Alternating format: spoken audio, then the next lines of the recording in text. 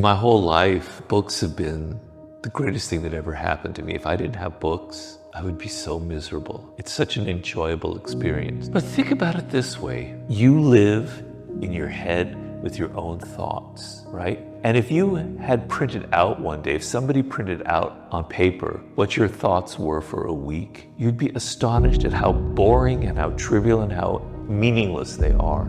The same thoughts recurring over and over and over and over again. The same stupid resentments and things that bother you, etc. Your mind is going in these circles round and round and round and round and round. Your world is very limited. I'm sorry it's not a mystery. I know it for a fact because we're all like that, okay? You live in a city with a particular culture. You see the same people every day. You see the same TV shows every day or the same podcasts every day. It's a very mineral limited world and you are suffering from it. I'm sorry to say, it's making you suffer. A book takes you out of your world. It is an adventure. You get to travel to ancient Rome and be there with Marcus Aurelius, the emperor, as he's trying to figure out how to manage his own life and his own problems.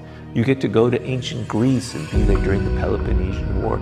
You get to see ancient Egypt and all the strange things going on. You get to go to Renaissance Italy and hang out with Leonardo da Vinci.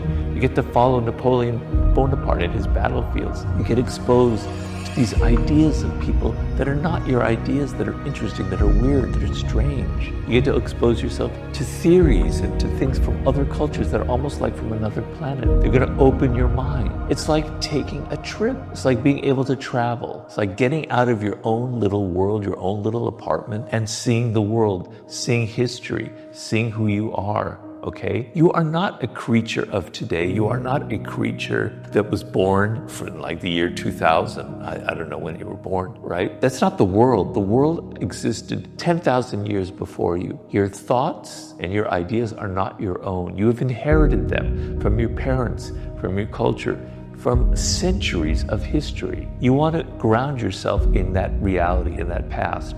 Because if you ignore history, if you ignore books, and all the lessons that they have, then your world is just going to get narrower and narrower and narrower and narrower.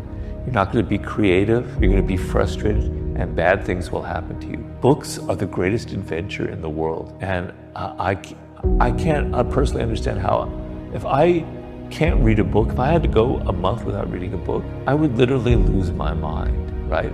Of course, it's an addiction, which isn't so great. You want to build that addiction.